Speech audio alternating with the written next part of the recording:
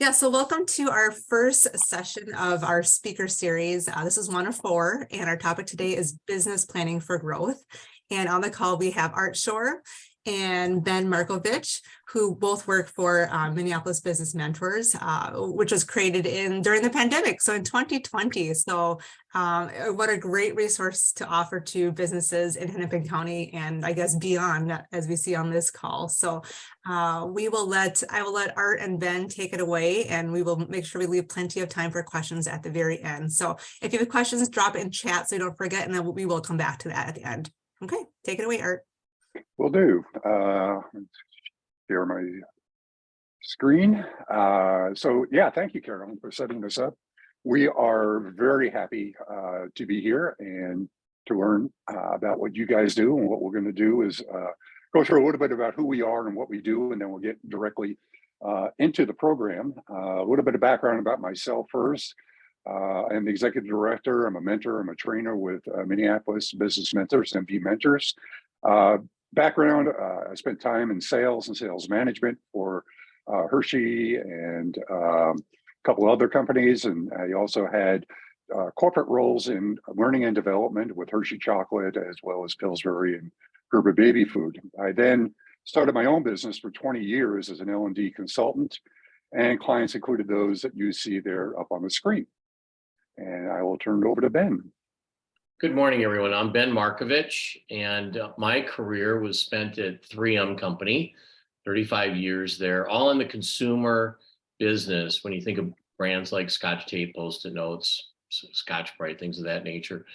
And at Minneapolis Business Mentors, my focus is on assisting small businesses develop a business plan and work on their financial P&Ls so that they can understand if they're going to make money at the end of the day. Great. Looking forward to sharing more information with you guys. So a little bit about us. We are a nonprofit, all volunteer, 21 member organization. We started 3 years ago. On March 6th, the pandemic started March 13th officially, with a mission to help entrepreneurs and small businesses start, run, and grow their business. And we do it for free. A little bit more about us. We are around to help businesses in any way we can and become empowered to help them achieve their goals of running a small business. And we offer a number of services, and I'll share with you what those services are. But one of the key things is, as I mentioned, is that we do it all for free. One of the things we do is one-on-one business coaching, and we do it via online, like we're doing here today. We could do it via the phone, email, or where possible, face-to-face in person. That coaching includes some of the skill sets that we have, our 21 members have, include these things up on the screen. And when we work with a client, it could be involving any of these things that you see. A lot of our members have extensive experience, some of which are retired, some are still working. But what we try to do is give our time to those folks who need them on a one-on-one coaching basis.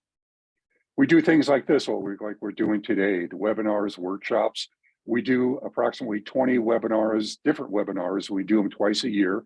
So just about every week we have something going. And for example, while we're doing this today, there's one going on for QuickBooks. And I think next week is about contracts. So our website has all the information and the dates that we do these webinars, but like I said, we do them pretty much very regularly on different topics.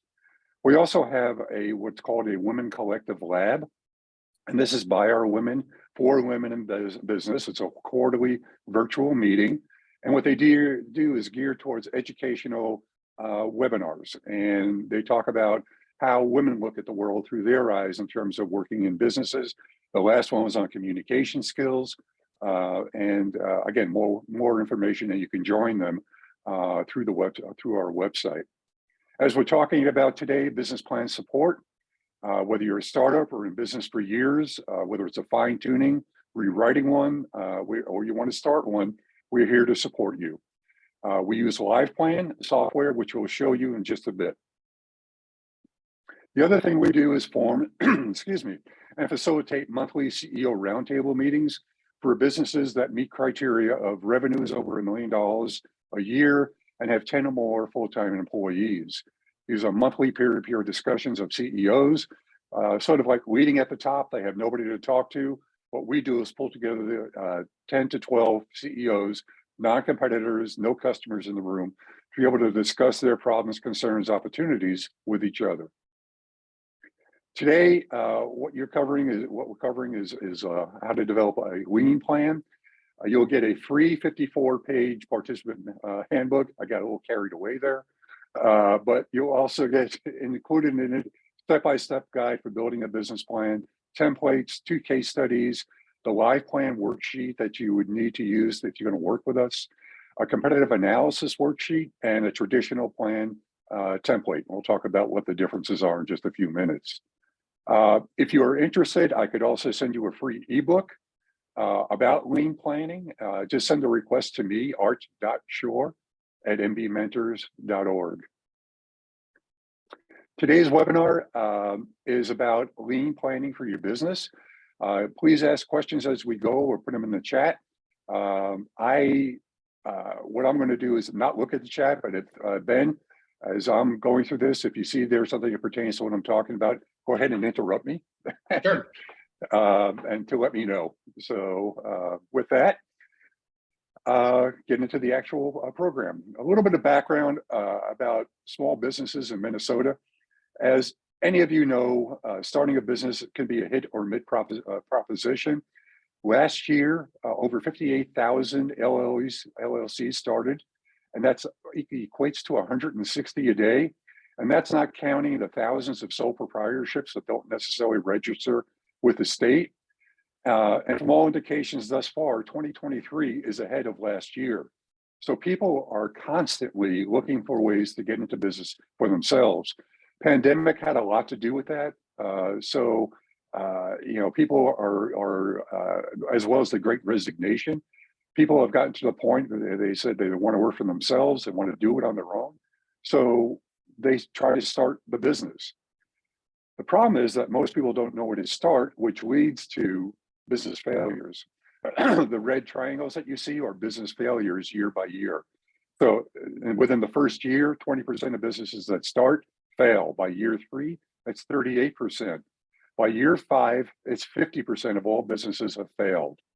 And if you're thinking about, for those who work with angels or venture capitalists, I have another stat for you, which is pretty startling. And that is, if you work through a venture capitalist or you think they're better at picking businesses, you'd be wrong. And that is 75% of all venture capital-backed businesses fail in the first 18 months. Overall, business startups fail 90% of them within the first 10 years. And it doesn't equate to 1-to-1, but 67% had no written plan. So the question is, was it the business plan, or what other reasons could it be? Why do so many businesses fail? If you were a doctor, you'd want to know, your patients were dying. Why are they dying? So let's look at some of the reasons that, and these are the most up-to-date reasons as to why businesses fail. They won't equal up to 100% as multiple reasons are given. But look at the top, it says no market need, ran out of cash, not the right team, got outcompeted, pricing. And as you go down the list, you'll see all kinds of reasons: marketing, customers, pivots, lack of passion. The top 5 overall, as you saw: no market need, ran out of cash, not the right team, got outcompeted, and pricing and cost issues. Nowhere on there does it say no business plan. But when you think about it, if they had done a business plan, it probably would have helped. So get to the basics, as a way to, what is a business plan?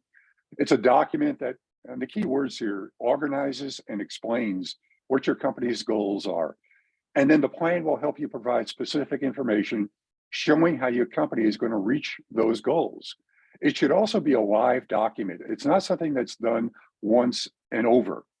It helps you also communicate what your goals and what the information is, the milestones are, to other people that you'll be talking to.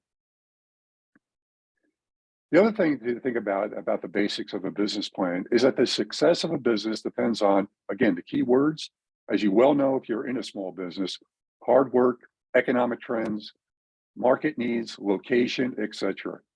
A plan can help you influence your guide in influence your growth in a productive way. So that helps explain, maybe if your business, just starting. Do you need a business plan if you have an existing business? Well, interesting. Business and planned, and this is from a 2019 study of 11,000 companies found that planning improved business performance overall.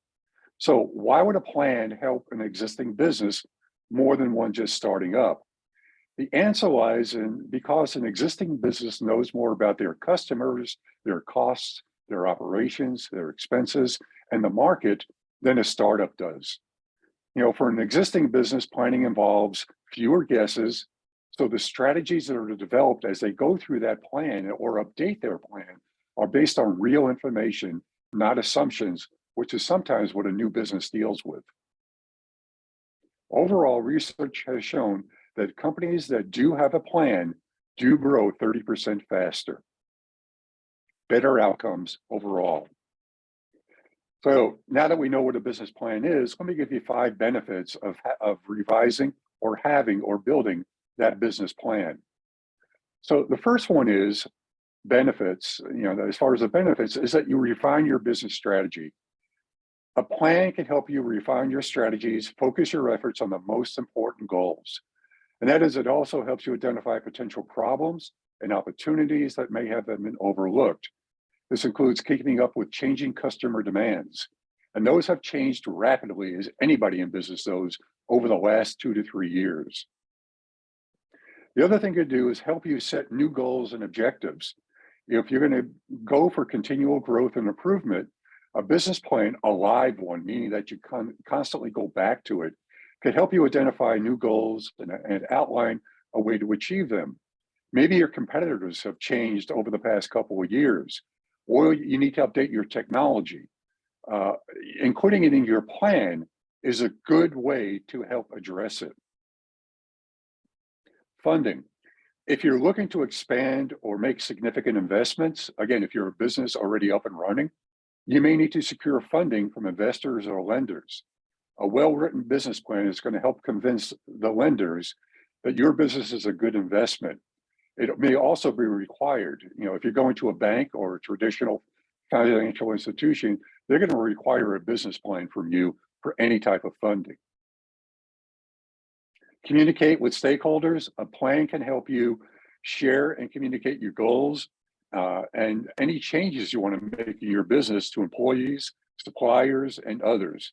It could be that your old plan, doesn't reflect a reality anymore, or even, as you take a new plan and bring it out to customers, that you're finding out from customer feedback that it needs to be changed and updated.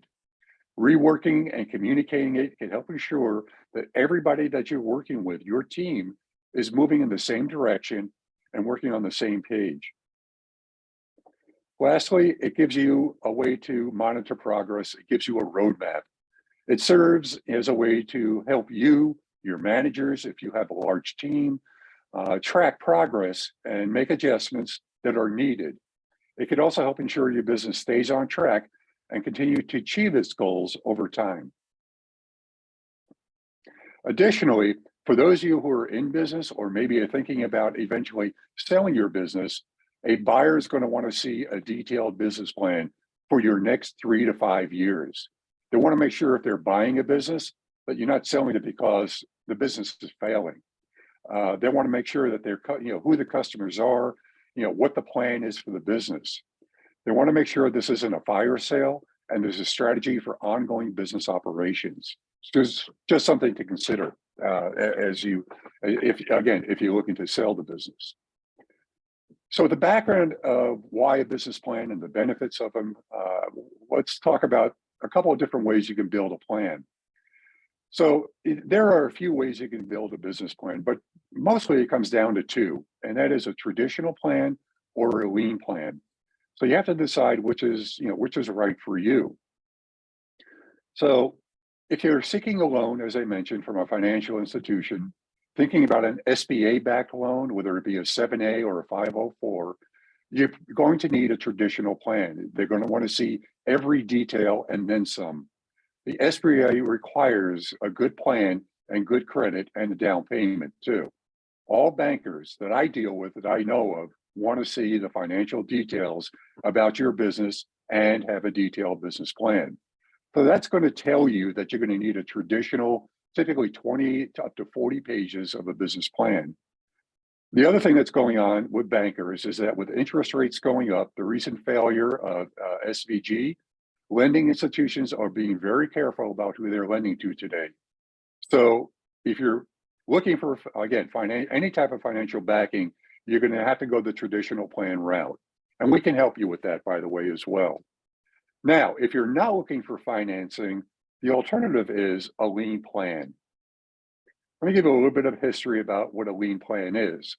Tim Berry, that you see there on that book, wrote a book called Plan As You Go Business Plan, which is a new way for entrepreneurs and small business owners to think about planning. He revised it later and called it lien planning.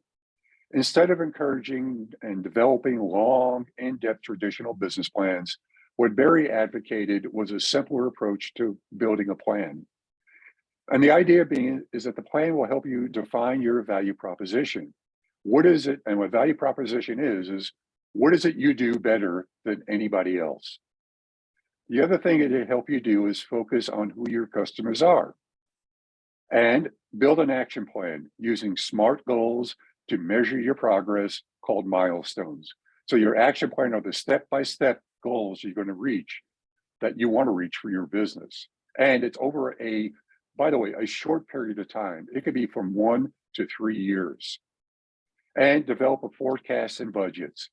And all you're doing there is building a basic forecast and a budget, which is critical to help you track what you're going to do in terms of your financials, your short-term financials to reach your goals. The idea here was to build a plan that shouldn't be a one-time event and is over and done with once the business starts. Instead, the plan should be a living tool that is revisited on a regular basis. The benefits to a business owner of using a lien plan are simple. It's fast. Documenting your business strategy doesn't take days or weeks. In this format, it can usually develop it within days. It's easy. Unlike a traditional plan, there's not a lot of writing to do. There's no complex formatting. Anyone can document their business strategy. It's shareable. One of the things about one of those traditional 40-page plans is that you hand it to somebody. How often do you think they're going to read it in detail unless it's a banker? So if you want to get feedback on your plan, using a lien plan, it makes it really easy because it's only a couple of pages long, anywhere from 1 to 3. So sharing with others, you'll get feedback from people, from partners, from advisors, from other people that you want to share it with. And lastly, because it's a 1 or 3 up to 3 page plan, it's impressive. It's well designed, only a couple of pages, and it has your whole business laid out right there in front of you. A couple other key benefits, creating a plan, gives focus to the key drivers of your business strategy and success. It focuses just on those things that are highly important to either start that business or keep it going. Like I mentioned, it's easy to read, and it's easy to understand. Because it's short and it can be done on 1 page if you abbreviate, it's a visual representation of your business model. Everything could be put on just a few pages. It's flexible. You can update it regularly because it's not this huge bulk of a plan. Going back to it is easy. Updating it as conditions change makes it easy and flexible. And because it's all those other things, it takes you less time to create than a traditional business plan. The other thing that we recommend that you do is, as you build a plan, either revising one or building a new one, is don't do it in a vacuum.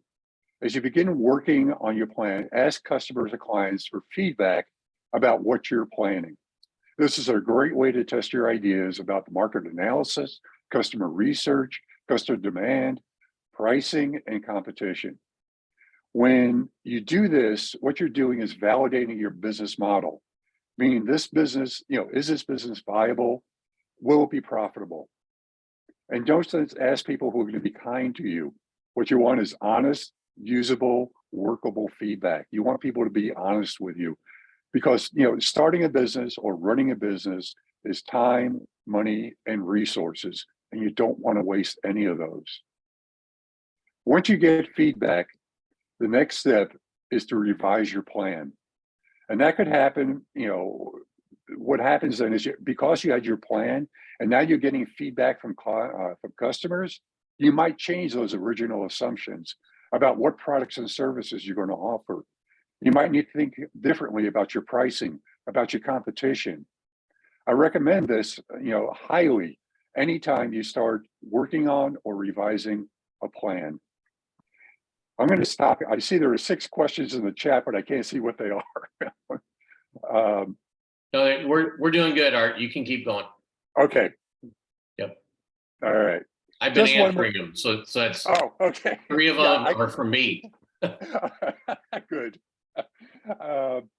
Just want to note about why revising or updating a business plan if you're an existing business makes sense, and that is it helps you keep up with competition. It could be that your competitors, you have new competitors in the marketplace, or there are the ones that you have, might have changed their pricing strategy. So this is something you might need to revisit yourself. It helps you also keep your products and services becoming irrelevant. If you started a business a long time ago and you have the same products and services, you might be out of date. Again, this might be something you need to revisit. The other thing it could help you do is dealing with the market obstacles. Who would have thought 3 years ago something like a pandemic would have hit? And then as an outcome of that, inflation. These were things that were not happening 3.5 years ago. And now with rising interest rates, all these things are market obstacles. So you need to go back and think about revising that plan, coming back and looking at it, talking to your team, talking to your partners. What are the things that are happening in the marketplace? How are we going to address them? The other thing you could do as part of this is called a SWOT analysis, which is strengths, weaknesses, opportunities, and threats. And that's a good way, to start your business plan is to do a SWOT, take what you get out of that SWOT and put it into this plan. And lastly, it helps you keep up with the changing market dynamics. So that's all the benefits. That's what it's about. All right, Art, let's see what this plan looks like. This is a 1-page version of it. And what I'll do is go through each of the boxes and give you just a brief definition about what each box relates to. So at the top there, you'll see identify what you do. And this is a short sentence, anywhere from 3 to 5 words, or even, just like I said, even a sentence. A lot of companies have gotten their motto, their logo, their identifier down to 3 to 5 words.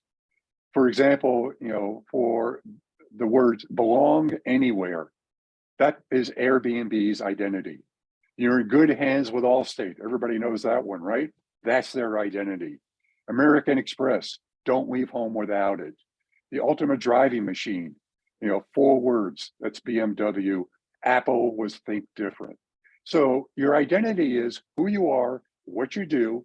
It doesn't have to be 3 to 5. It could be a sentence, but it should be something that when somebody reads it or you say it to somebody, they know exactly who you are and what you do, and just within that sentence. Now, when you start the plan, where you want to start is with the problem. And this is the reason, just for about any business that's out there, is that you start a business because you're solving a problem. And I heard before we started this is that one of your the folks on the line has a replacement for a cup, which is a reusable cup. That's solving a problem, right? You're looking at something that maybe nobody else has, that there's a problem in the marketplace. So what you want to think about is, I can solve this problem. I could do it better, cheaper, faster, however, but you're solving the problem. So the first place you should start is to describe the problem, your potential customers have, and why do they need your products or services to solve that problem? Starting with the problem. The second thing then is, once you have the problem, then is obviously what's the solution? And this is called your product or service, right? That's what you want to do here, is describe how your product or service solves that problem. If you're a consultant, the solution is you and your intellectual property. If you're a manufacturer, it's your product and how it solves what the customer problem is. So problem solution, it's when I talk selling skills, it's the same thing. The customer has a problem, I'm here with your solution. Starting a business includes the same thing, same steps. Now, if you have a problem, you have the solution, how are you going to sell it to your customers? And that's called your sales channel. Describe how your products and services are going to get to your customers. Will you sell it through a storefront, a website, a partner, distributors, salespeople, website, or some other way? How are you going to get your sales, products and services out to your customers? So describe your sales product, your sales process. The target market, who are your potential customers? And a good way to start this, by the way, is called a customer persona. And that is describe what that ideal customer looks like. How many are there in the marketplace? What is their income? Male, female? Just try to describe who that customer is. And by the way, your customer isn't everybody. The market isn't the world. Start with your local market, start with that ideal customer, and try to scope out what that market is. Be realistic about that. So, and also not only be realistic, but be specific, which not only will help you, but help you also on your marketing dollars. Once you know who your customers are, you can then focus what marketing dollars you have at getting those customers who are most apt to buy your product or service. The next thing would be then is your competition. In other words, what are your customers doing today to solve their problems? What are your competitors' strengths and weaknesses? How are you different, better than your competition? How do your products and services compare? What's the difference in quality or price, availability, appearance? Those are the things that you want to look at in terms of measuring what the differences are between you and your competition. What I've included in the handout is a competition analysis worksheet to help you think through this, and you could do it just on one page. The better you can define your differences, the better you can describe that value proposition that you have, how you differentiate yourself from competition. Then marketing, and what are the ways you're going to try to reach your customers? And this is called the 4 Ps of product, price, promotion, and placement. We go into the 4 Ps in more detail in our marketing webinar. You can look for that when we run that. But the idea here is how are you going to reach those customers? Sales will be able to sell those customers. Marketing is to create that demand for your products and services. Milestones, what needs to be done by when? This is measuring the traction to your goals. Ben will share with you an example of what milestones look like and how to measure them. But what you need here are triggers and goals and ways of checking off that you're reaching those milestones and those goals. Here, what are your revenue streams? Describe where your sales are coming from, how your products and services generate revenue. Expenses, obviously you have costs. This is where you would list those costs are, what your expenses are. And what you're doing is obviously building a P&L here by doing that. Who is your team? If it's just you, then describe why you're the best person to be running this business. If you have a team of people, what are their skills, knowledge, and expertise that they're bringing to the business? And lastly, as opposed to your team, who are your partners and resources? List anyone who is helping your business. It could be suppliers, alliances, resources available to you to help you run your business. Look at an example of what a lean plan looks like. It's not very daunting here. And what you'll see is that it's pretty easy to put together. And what I'm going to do is turn the screen over. Let me get out of here, stop the share. And I'm going to turn it over to Ben to take you through what the live plan, lean plan actually looks like. And he'll take you through an example of that. All right, just get my screen up for you here. And there we go. All right. So I'll answer a couple of the questions that also came up, because some of the questions that one person had, maybe more people have the same question. But let me just start out with describing Live Plan. Live Plan is nothing new. It's a business planning platform that really started from what I would call a paper and pencil model 35 years ago. And it was by the author that Art had mentioned, and that is Palo Alto Software. And over time, and even with my marketing team for major brands like Post-it notes and Scotch tape and products of that nature, we all had marketing plans.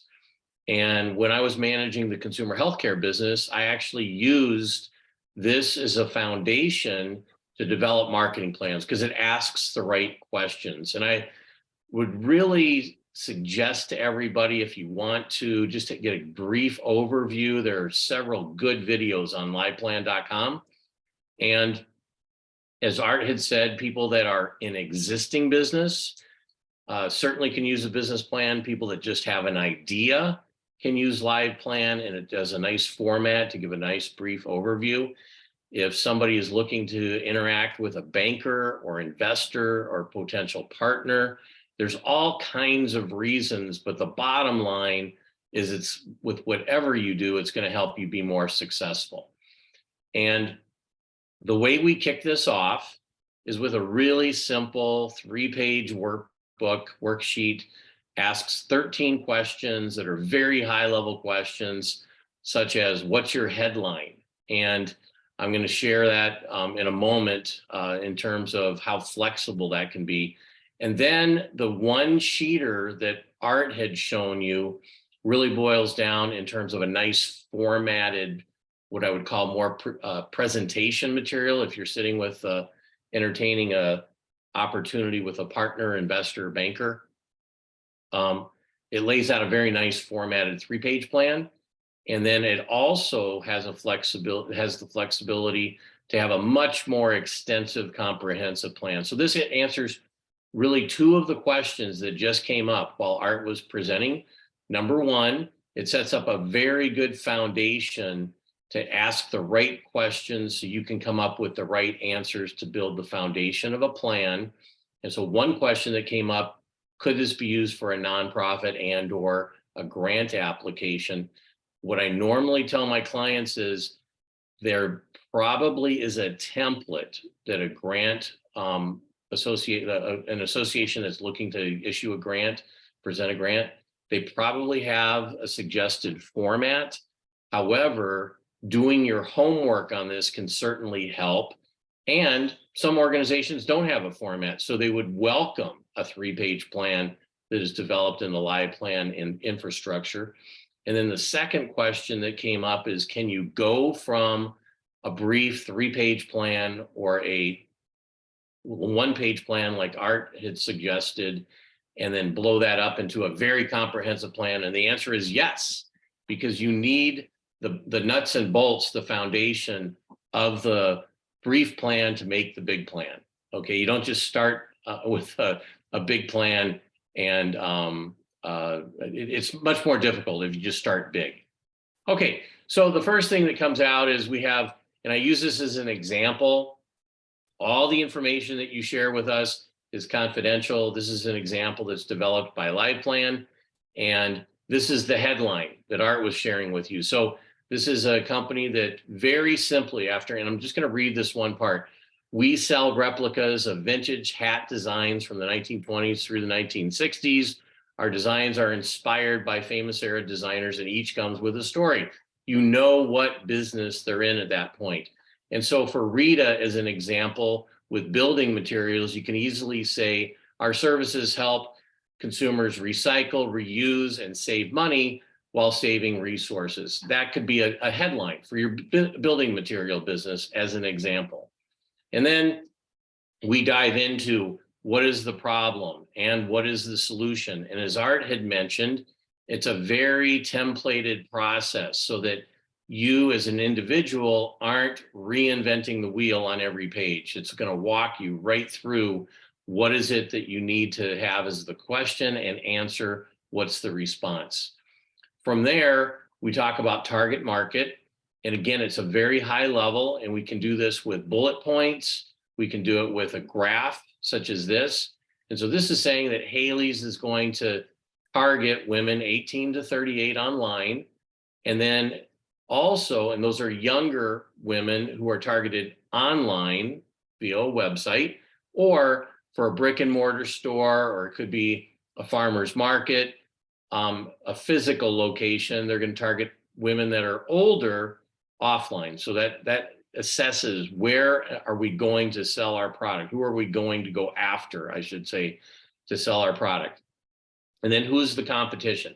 And I've had several clients that will look at their widget and they'll say, my competition is Etsy, as an example. So Etsy houses many, many, many different, what I would call retailers or points of sale. So Etsy can be a partner or Etsy can be a competitor. It depends how you're going to market. And then we have thrift shops as a competitor, retail stores. The idea is to identify who is taking your consumers' dollars and for those consumer dollars to be moved over to you. Okay, so that's the target market, competition. And now we're already about a third of the way through in terms of formatting the 3-page plan. And the 3-page plan that I'm sharing with you is very nicely formatted and very easy to update and very easy to change. So the next area is funding, and what is the funding that is needed?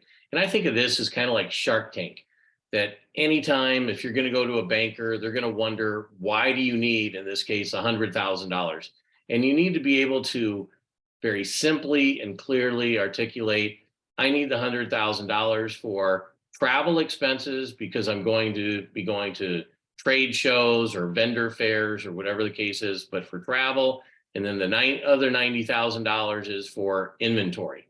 The banker isn't going to ask you, how many hats are you going to buy that are blue, that are green, that are large, that are small? They just want to know, are you going to be needing it for inventory to support sales? Then coming up, sales channels.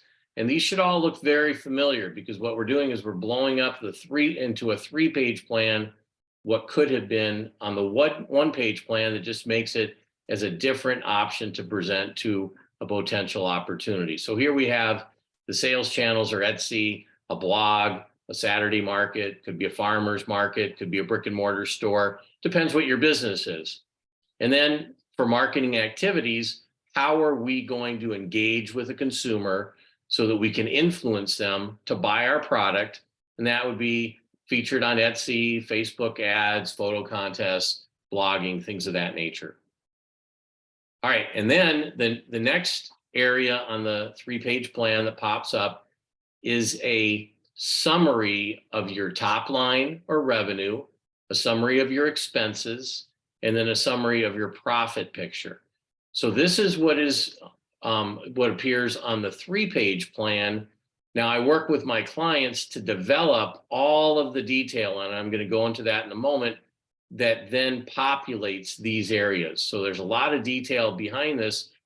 I'm kind of a detail freak and I'm a financial guy, so I actually enjoy this part.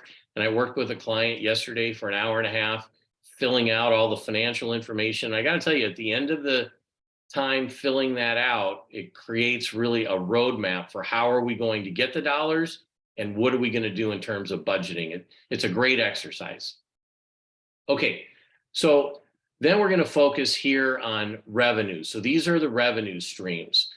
And with this, and Brenda, I think of like your thrift store as an example, your areas of revenue, it could be women's clothing, men's clothing, small electronics, toys, books.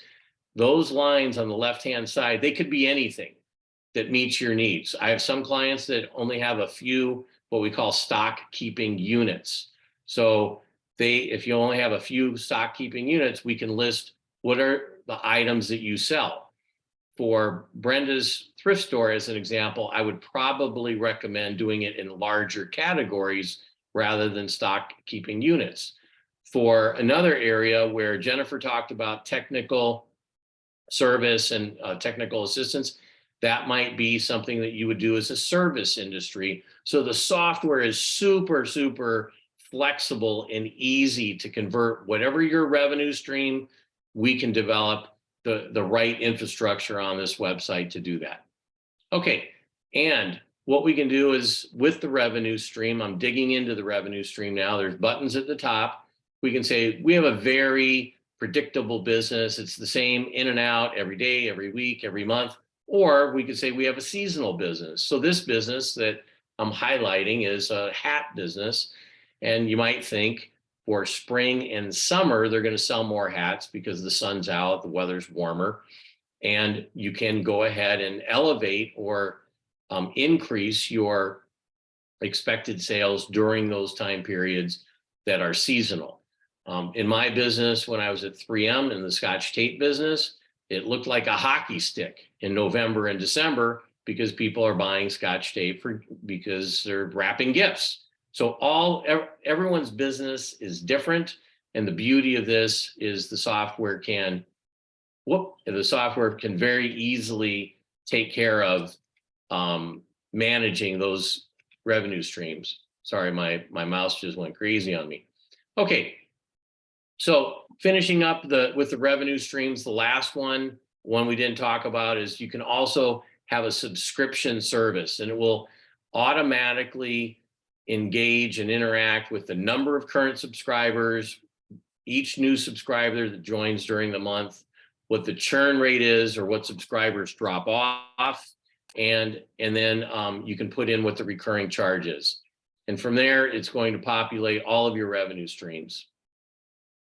Okay, and the next thing we'll talk about is costs. So there are direct costs, and those costs are what I would say are directly involved in the development and manufacture of your widget.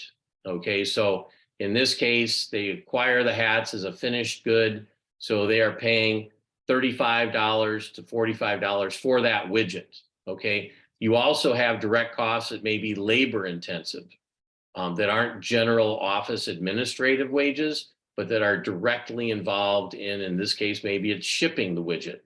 So this will take into account those direct costs that I call factory costs in association with manufacturing the product.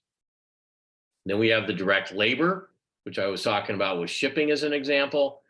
And one of the things that people generally miss, if you are the person that is assembling or working in the manufacturing, and for me, before I started at 3M as an example, I was packaging Jelly Belly jelly beans and selling candy.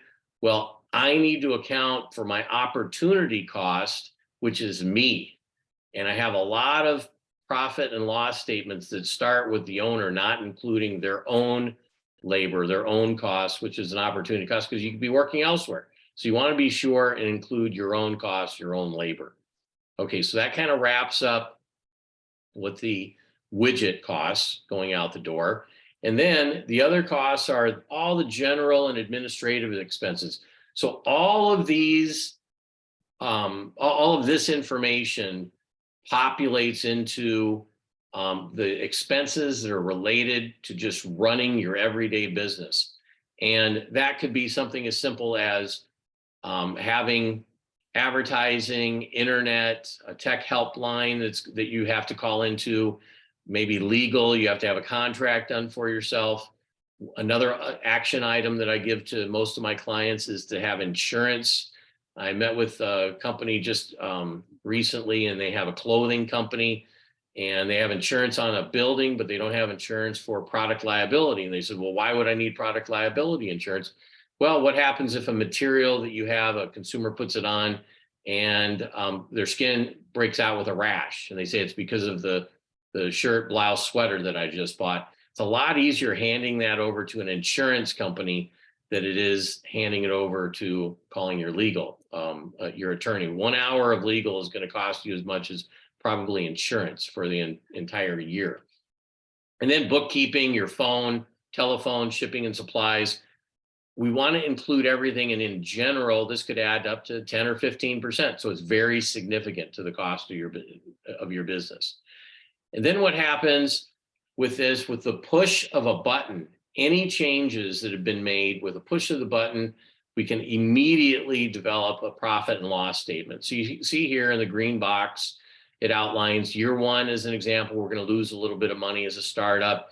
Year 2, we're going to make some money. And year 3, 2024, we're making even more money. So we're seeing our net profit percentage go up. This gives us a chance to assess, to analyze, to look at the business and see what we can do to improve our operations so that our profit and loss improves. I'm going to pause.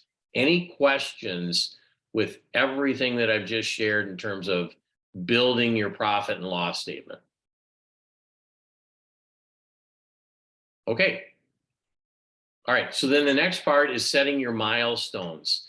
And I like to set milestones with what we call SMART goals.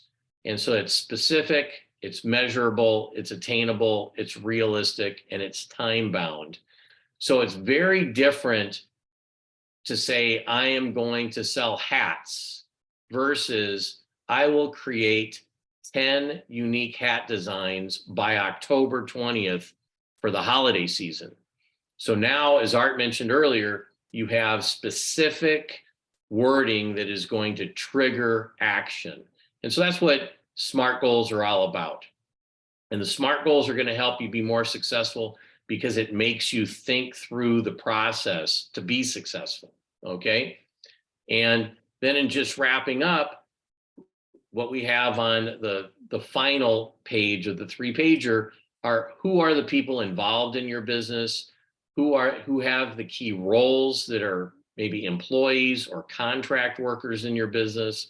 And then moving on, what partners are in your business that are going to help you be successful. And these could be major vendors, it could be major partners in terms of people that are going to help you market your business, get supplies of your business, fine tune your business, help you maybe as a consultant. It could be somebody like Art or myself that are mentors for a business. So with that, those people are going to help you be more successful.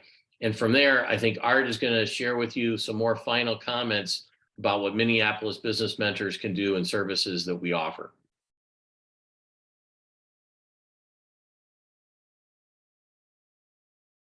You might be on mute.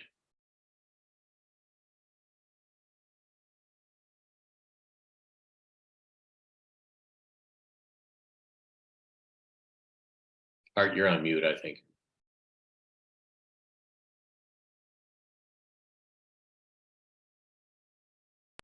There we go.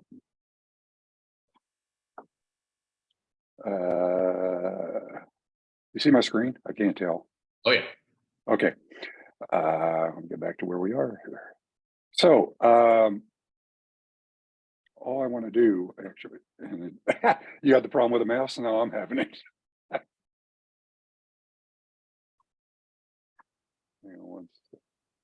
Yeah, it's getting squirrely.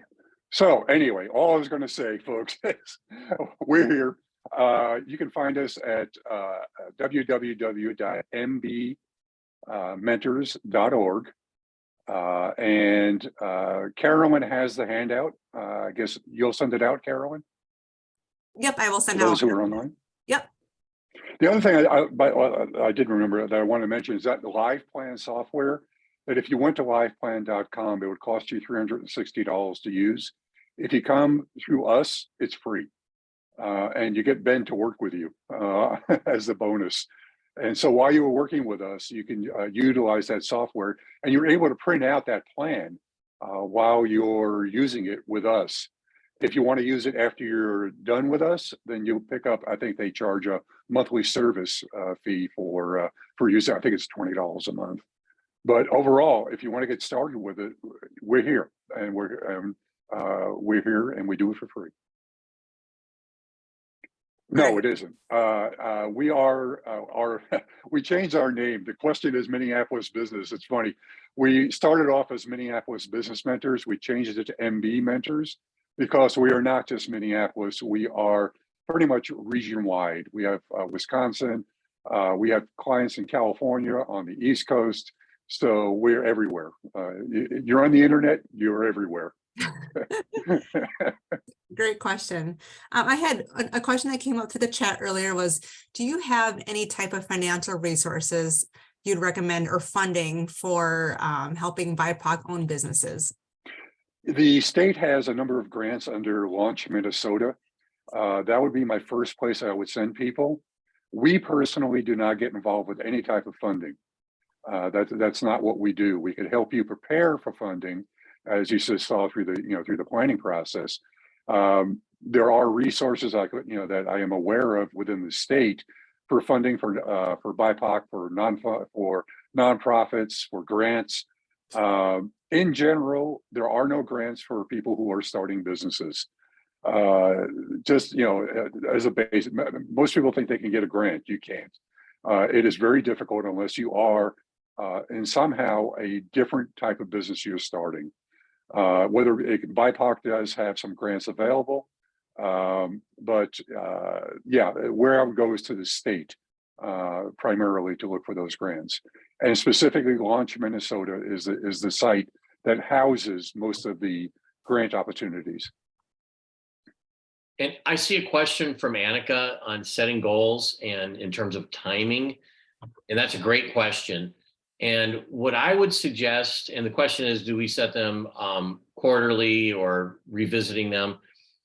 I think it depends on the business. If it's a startup and you're really starting from, I'll call it a white piece of paper, and you don't have any sales and you don't have many expenses at this point in time, I would probably set them quarterly so that you have specific action items. I think the key is probably setting 5 or 6 milestones, not setting up 20 milestones, because you'll lose yourself in just too much to do.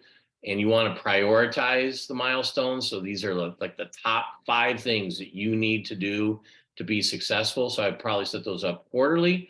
If you have a business that has more of a foundation, maybe that would be every 6 months. And it also depends on the person who is responsible for the milestones. If it's a relatively new entry-level person, it might be something that you set up quarterly milestones, but you review the milestones with that employee monthly. So I think that's really important when we talk about milestones. They need to be manageable and not something that somebody looks at as, I'm spending all my time managing the milestones because I have 100 milestones and I'm managing the paperwork rather than actually taking action on the milestone. And there was one other question that came up. Is this for Minneapolis businesses only? I think Art kind of hit on that. No, it's not for Minneapolis businesses only. How do we keep in touch? We're at our website is the best place to find us. Our info at, if you just have a general question, info at mbmentors.org, or to me personally, art.shore at MB Mentors, or ben.markovich at MB Mentors. Another question I see that and thank you all for going into the chat box with some of the questions. Another question I see is on templates and tracking and things of that nature. So LivePlan actually has a dashboard, and within that dashboard, you can track a lot of the different financial metrics, and you can actually connect QuickBooks or other software. And if you're going to do that, not that Art or I want to work ourselves out of jobs, but if you're going to utilize the Live Plan dashboard, then you would need to subscribe to Live Plan. And as Art had said, there are a couple of different plans to subscribe. If you pay monthly, there's a $15 a month plan. I'm sorry, if you pay monthly, there's a $20 a month plan. If you pay annually, it really is the equivalent of $15 a month, $180. And there are two different levels of plans, and they have all the pricing on the website. So you can utilize that. That's not to say that myself or Art or our mentoring team can't still help you. We absolutely can still help anyone that needs the help. I would specifically help with Live Plan. And I've had some clients that have started with me as facilitating and helping them with Live Plan. And then they've said, I'd like to have more access and more availability to it. So they subscribe to Live Plan, and we don't broker or get commission or anything like that. We just assist. Do you have a length of time that you work with clients? Is it indefinitely? Is it just 6 months? What's your experience? It's up to the client. We put no time limits on it. So it could be one and done, or it could be ongoing. We have clients that I've personally worked with for over 3 years. So it really depends on the client and then what the needs are. We have people that come in, we help them for a couple of months, and then they go back and we hear from them a year later with something different. So with the 21 people we have, what we try to do is whatever your needs are, we try to find the right person, the right fit for a business coach to work with you. And if we don't have the expertise, we'll tell you up front. One of the questions was, how long does it take you to contact us? You send us a request, and the best way to do that is go through the website. On the home page, it'll say contact, I want to request a coach. Just click on that. We'll get back to you within 24 hours. Typically within 2 or 3 days, your first meeting is set. And Carolyn, just to piggyback on that, I had a client, we met every other week for about 10 months, and it was somebody who was in a brand new startup. And it doesn't mean that we have to meet for an hour or 2 hours every time. We could meet for 20 minutes or 45 minutes just to answer some immediate questions, because this was a one-man show, one person that he had nobody else to bounce anything off to related to business other than his customers. And he wasn't going to ask his customers questions that he would ask me. And for me, it was delightful. At the end of each session, he said, I only had one question or two questions. You answered them. I'm good. I can move on. So it's very easy, very flexible. All right. Any last questions here? Oh, sorry. Go ahead. I got one other point, and that is, if you take on the website, we have the bios of each of our mentors. So if there is a specific need that you have, just look through the bios and you might find the right person to match you up with. And you can contact them directly. Okay. All right. Any last minute questions? Anybody left? No. Okay. Well, thank you for this session, Ben and Art. I think that was very informative for folks not directly related to business. Just great to know that this resource exists and that we can share it with our networks. And I know Emily kind of mentioned things that this is great for nonprofits as well, because, it is a business essentially. And what can we do to survive and make it profitable? Financially and otherwise too. So we do have upcoming sessions. June 1st from 9 till 10 is a storytelling and branding session that will be posted to the Reuse website in a couple of days as we finish last minute details on that. So sign up for that one. And then August, we're doing a session on creating a culture of acceptance and transparency. And then in November, we will wrap up the series with a session on Indigenous models of sustainability. So kind of covering everything, which I think is just great for people to learn and how we all fit into that puzzle piece. So once again, Ben and Art, thank you for your time this morning. And everybody, I encourage you to check out the website. They are very responsive. And I love that they offer this service to everyone, not just, locally, but nationwide and for all types of businesses too. So thank you very much. I will send out the slides and this recording later on today. All right. Thank you. Thank you, everybody. Thank you.